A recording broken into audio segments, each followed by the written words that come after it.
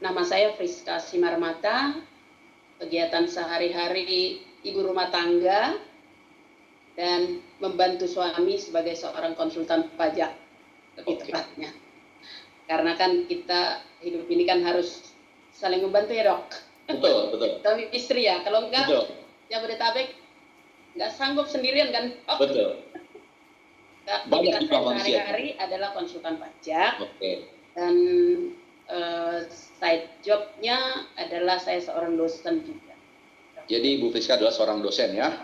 Yes. Dosen di Jakarta? Yes dok. Oke. Gimana? Ceritanya gimana nih? Kok sampai cari for life itu kenapa? Jadi begini dok. Saya tahun 2020, lebih tepatnya November 2020, didiagnosa kanker payudara. Kanker payudara. Oke. 2020 bulan November. Yes.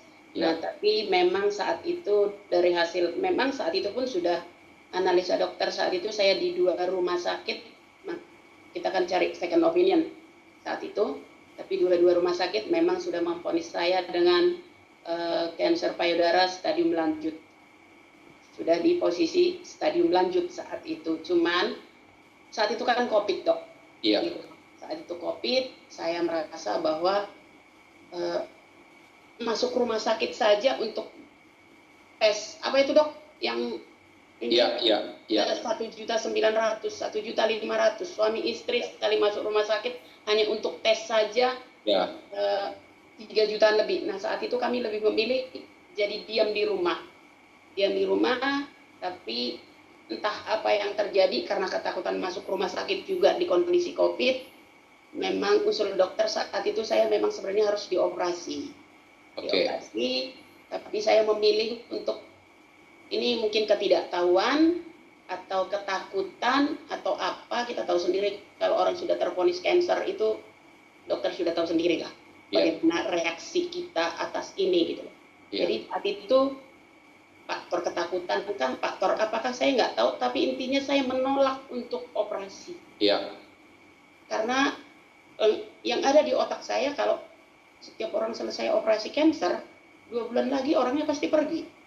Itulah yang berkecamuk di otak dok. Akhirnya saya memilih untuk hanya minum obat dari dokter onkolog juga. Jadi terus minum obat sampai pada memang saya berniat di awal, memang saya sudah berniat ke ikut tren aja dok, coba keluar gitu loh. Tapi karena saat itu COVID kita nggak bisa keluar gitu loh. Keluar negeri maksudnya ya?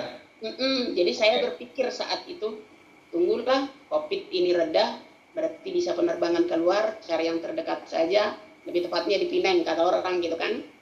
Nanti saya ke sana aja, saya berpikir seperti itu saat itu dok. Tapi ternyata nasib tidak berpihak gitu. Sampai 2022 kan penerbangan tutup terus dok. Iya, betul. Dan ternyata kanker payudara ini sudah membengkak. Kalau dibilang 2 kali bola lah. Jadi membengkak ya, iya. Dan pecah. Jadi kesehari darah dan baunya minta ampun. Dokter sudah tahu, sudah bisa membayangkan karena dokter sudah tahu lah. Nah, sampai akhirnya kami sudah tidak bisa lagi. Saat itu penerbangan buka dan aku sudah tidak lagi sanggup untuk pergi keluar. Gitu. Tapi di Oktober 2023 kami keluar. Akhirnya memaksakan diri. Kemo, radiasi, nah saat itulah terus gangguan beratnya jalanin kemo dan radiasi puluhan kali sampai saya sudah mengenal for life. Sebenarnya saya tidak tahu namanya for life itu dok. Sebenarnya waktu 2022 saya dengar di satu platform Instagram gitu pembicaraan imun gitulah. Nah tapi saya bingung gitu loh. Setelah keadaan saya seperti itu saya bingung. Itu di mana ya saya cari ya itu. Sampai pada suatu hari di awal April saya buka TikTok pagi-pagi hari Minggu Mbak Dewi lagi cuap-cuap masalah imun. Ya. Saya langsung pikir, oh ini yang saya cari itu. Saya perlu tahu ini gitu loh. Ya. Nah begitu saya telepon Mbak Dewi, ngobrol, akhirnya saya memang tidak lama memutuskan mengkonsumsi Forlife ini, ya atau tidaknya. Ya.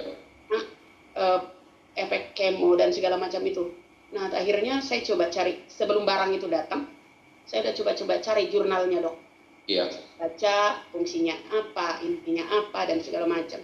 Akhirnya di April saya tepatnya meminum Forlife itu, bahkan tanggal pun saya ingat, 20 April 2024 hingga saat ini. Apa yang Ibu minum waktu itu? Startnya bagaimana? Startnya saya tanya Mbak Dewi saat itu. Ya. Kak, kondisi saya adalah begini. Tapi memang vonis dokter yang terakhir waktu di Oktober, jujur dok, saya sudah di tingkat survivalnya itu hanya tinggal 10% saat itu. Jadi ada vonis dari dokter di Pineng Ya. bahwa Ibu hanya punya kesempatan, bukan kesempatan sembuh ya, kesempatan hidup ya. Hanya tersetak 10% gitu ya. Yes. Oke. Nah saat itu divonis seperti itu karena memang dari kanker payudara, saya berangkat ke Pinang saya sudah lumpuh total dok. Sudah lumpuh total ya? Ya. Jadi bukan seperti ini kondisi Ibu ya? Oh enggak. Ya. Ini mah mukjizat dok, gitu ya, dok. Ya. Mukjizat. Jadi saya sudah dari payudara, kena ke paru, kena ke dada, dan seluruh tulang.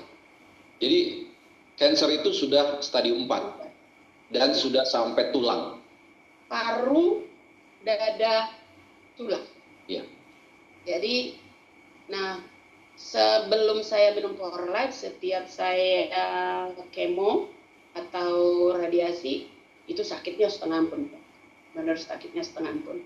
Iya. Nah, saat itu saya kasih tahu ke Mbak Dewi kondisi saya yang itu. Iya. Nah, tanyalah ke Mbak Dewi, dengan kondisi saya yang ini, gimana Mbak? Aku harus minum apa? Iya. Nah, jadi karena saya pikirkan pasti Mbak Dewi sudah punya pengalaman dengan orang-orang sebelumnya, walaupun saya belum tanya, tapi pastilah, gitu kan. Ya. Nah, dia bilang, Ibu harus minum transfer factor yang murni itu dok, yang biru muda. Terus transfer factor plus dan Riopida, gitu loh. Nah, cuman saat itu saya bilang, oke. Bahkan saya tidak pikir panjang untuk pesan, kalau nggak salah Mbak Dewi, saya langsung 2 paket sekaligus. Saya hitung langsung. Waktu memulai itu berapa? Bagaimana dosisnya? Saat itu Mbak Dewi bilang ke saya minum 3 kali sehari, sekali minum 10. Jadi transfer factornya 10, transfer factor plusnya 10. Ya, Riopida? Saat itu belum ada Riopida karena tidak ada lagi tidak barang Mbak. Gitu. Iya. Akhirnya saya hanya meminum yang 2 ini, dan setelah saya minum itu memang saya masih hanya bisa melangkah 10 langkah lah dok. Memang perkembangan dari Pinang pun memang agak ini mukjizat juga Tuhan beri ke saya gitu loh. Jadi 10 langkah paling saya bisa jalan dok, paling 10 langkah, dan duduk pun ya nggak bisa serileks ini gitu, nggak bisa serileks ini. Nah, jadilah saya minum transfer factor itu. Sekali meminum produknya Forlife itu, intinya saya sekali minum 20 lah saat itu. Sampai detik ini. Jadi satu hari saya meminum transfer factor itu plus transfer factor plus itu 60 lah satu hari dok. Hari ya, iya. Tapi kalau Riopida saya minum 3 loki sekali minum. 1 kali minum 3 sloki dan 3 kali sehari. Ya. Oke. Kalau Ibu Friska bisa secara runut bercerita perbaikan itu seperti apa yang muncul dalam tubuh yang Ibu rasakan? Saya hitungan harinya bagaimana? Menggambarkan ini, tapi yang pasti yang saya rasakan saat ini adalah begitu minum transfer factor itu awalnya sih berat kok, jujur berat sekali. Berat sekali dibanding itu rasa berat sekali atau gimana? Di badan dok, memang benar-benar kayak perlawanan yang menurut saya perang kalau menurut saya dok. Iya. Kalau saya sama suami bilang istilahnya lagi perang aja tuh, lagi perang gitu. Nah, tapi sebenarnya di awal saya minum itu 3 hari belum ada efek tuh, gitu loh. Belum ada efek. Jadi saya hanya minum gitu. Cuman memang kan saya sudah baca-baca dok sebenarnya jurnalnya, tiba-tiba masuk hari keempat, kelima, maaf saya langsung mencret dok, mencret terus dan bawaan saya buka mata pun tidak sanggup. Jadi badan itu lemas, geletak di tempat tidur, hanya untuk membuka mata aja mata tidak sanggup terbuka dok. Hanya itu terjadi hampir 2 minggu. Cuma saya tanya ke Mbak Dewi, oh itu namanya proses healing bu. Healing proses. Proses healing bu gitu. Nah kebetulan saya juga sudah baca-baca kan dok, apa akan terjadi kalau gini. Jadi mungkin faktor vonis dokter yang mengatakan bahwa saya sudah di stadium berapa dan tingkat hidup saya berapa, ketakutan atas healing itu enggaklah seberapa besar pengaruhnya gitu loh dok.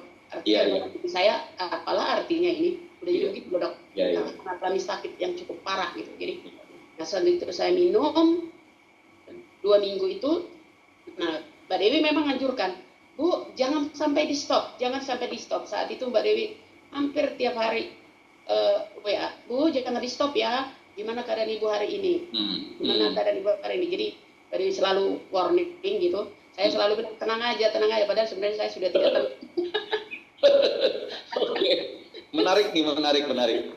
Sebenarnya saya sudah tidak tenang dok, cuman di situ kotoran saya itu baru warna hijau yang sampai warna hitam itu semua saya lagi. Tapi begitu lewat masa 2 minggu itu, saya seperti ini dok, mungkin karena ini imun, semangat hidup saya yang makin tinggi dok. Saya merasa bahwa ada apa sih? Jadi saya lebih cenderung ada apa ini?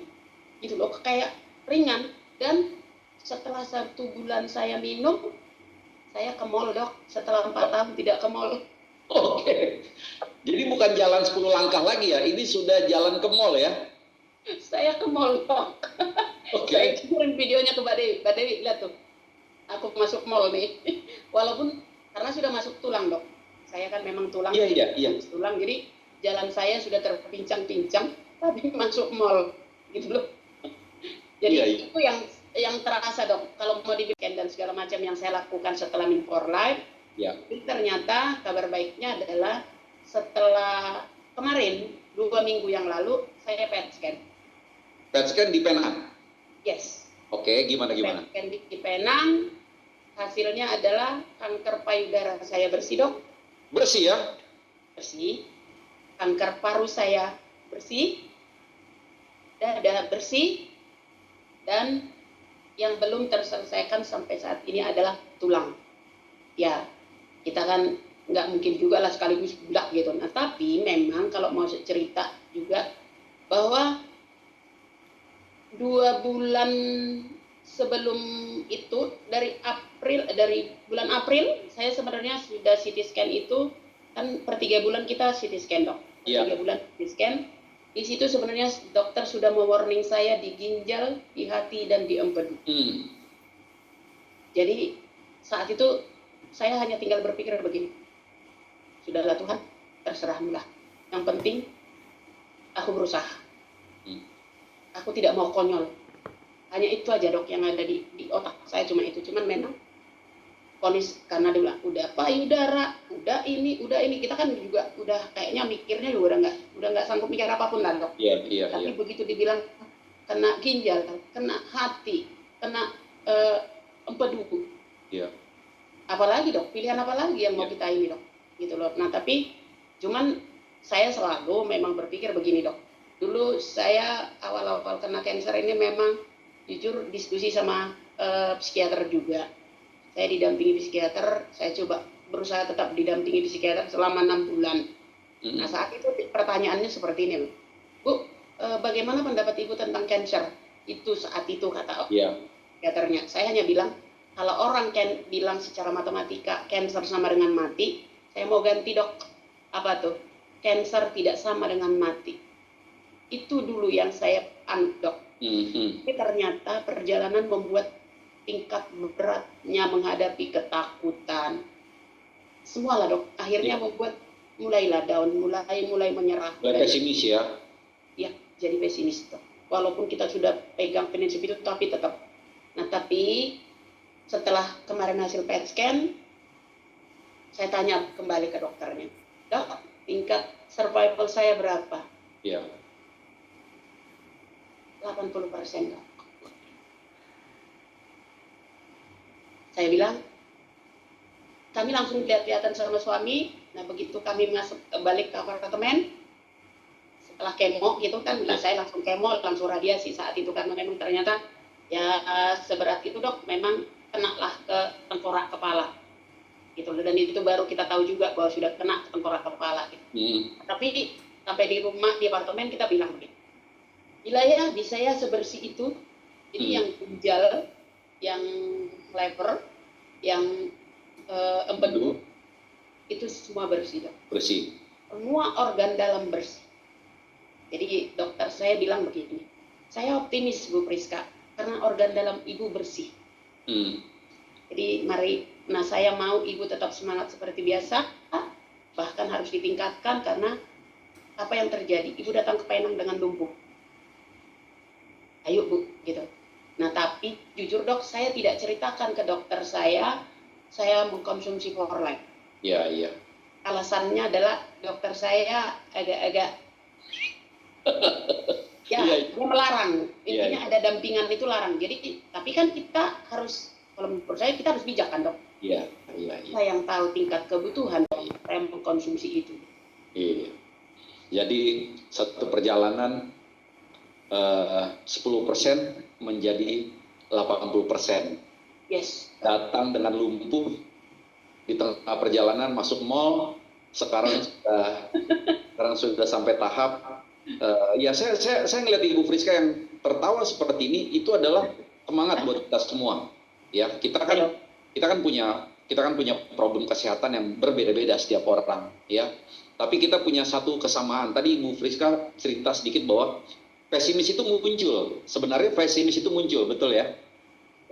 Ya, tapi pesimis itu Ibu lawan dengan tetap memaksakan diri harus semangat dan memaksakan diri itu TF diminum terus 3 kali 10 kapsul untuk 2 jenis produk ya.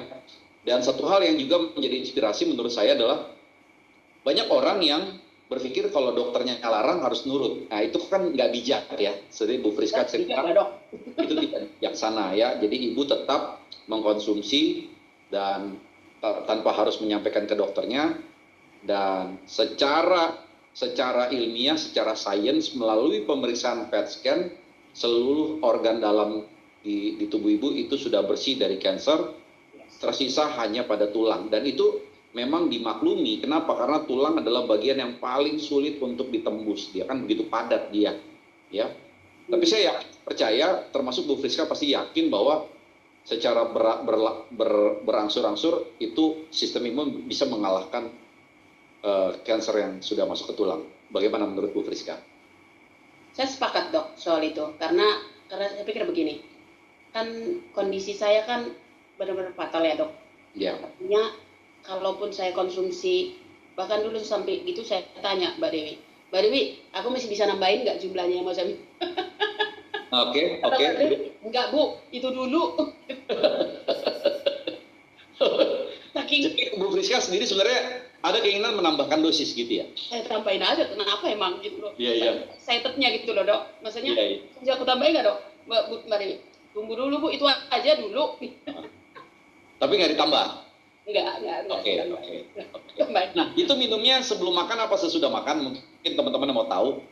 Jadi cara minum saya itu kan ada warning juga dan Mbak Dewi bahwa kondisi perut kosong. Iya.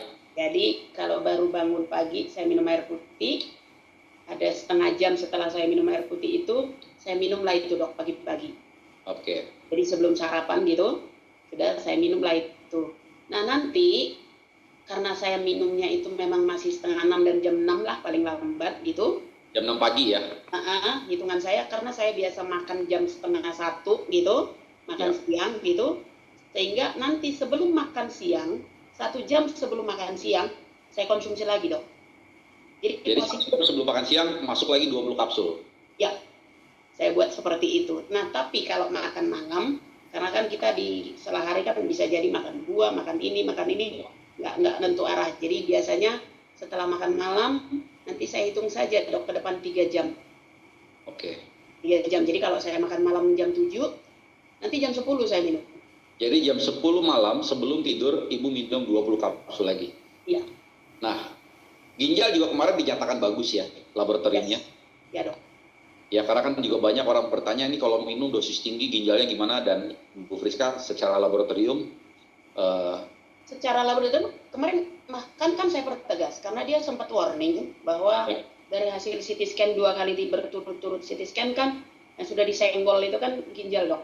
Iya, betul, makanya itu. Karena di sana sudah dibuat oleh dokter yang melakukan CT scan bahwa ini perlu ditindaklanjuti. Iya. Begitu gitu loh, bahwa ada sejenis benjolan di dekat ginjal itu. Nah, bahkan saya cari, emang ada yang kanker ginjal ya gitu, sampai saya cari, Dok, gitu loh. Nah, akhirnya kemarin saya perjelas, gimana, Dok, gitu, Dok, bersih, Bu. Bagus ya, luar biasa. Iya, saya pikir Korlab kerja keras gitu loh, Dok, terhadap tubuh saya. Ya, saya senang dengar bagaimana dugaan positif yang Ibu Friska munculkan ya. Contohnya tadi lagi perang gitu kan, itu kan sebuah statement positif ya, yang perlu juga diteladani atau diingat oleh kita semua, bahwa kalau kita mau buat dugaan, kenapa nggak bikin dugaan yang positif, kan gitu ya? Yes. Okay. Kan kita harus berpikir positif, Dok. Sekarang saya banyak cerita sama Mbak Dewi lah, tapi prinsipnya buat saya sekarang seperti ini. Umur Tuhan yang tahu, tapi kita nggak boleh konyol, gitu, Dok. Jadi secara religius kalau saya bilang, semoga Tuhan melihat usaha saya juga, gitu, Dok. Itu yang ada di pikiran saya. Semoga Tuhan melihat usaha saya, sehingga Dia mengabulkan permohonan saya untuk memperpanjang kontrak di bumi. Iya. Waduh, ini luar biasa. Ibu Friska, nih kita patut berterima kasih, bersyukur sekali malam hari ini kita boleh mendengar ya. Kalau menurut saya sih satu semangat ya, mengalirkan semangat ke kita semua dengan berbagai persoalan kehidupan. Kenapa nggak kita seperti Bu Friska gitu kan ya. Nah, tadi dia nanya ini Bu Friska, saya mungkin ingat jawabannya, dosis masih tetap sama sampai hari ini ya? Masih, Dok. Ya, jadi teman-teman, seperti yang juga teman-teman harus tahu, bahwa kalau pada orang sakit, terutama pada cancer, itu untuk dosis minimal dipertahankan dosis yang sama itu sampai 6 bulan. Mungkin Bu. Nah, ini ada pertanyaan juga, apakah boleh dikolaborasikan dengan obat kimia? Ya tentu tadi ya, kalau Bu Friska kolaborasinya bukan obat kimia nih, kolaborasinya dengan kemoterapi dan radiasi gitu ya. Obat dokter tetap. Obat dokter tetap ada diminum. Tetap ya? Enggak, sama sekali nggak ada berkurang dan segala macam. Ya kemo juga, radiasi juga. Tapi satu sebenarnya saya sharingkan, Dok, saya berbagi juga bahwa efek obat Korlab ini terhadap kemo tinggi sekali, Dok. Gimana?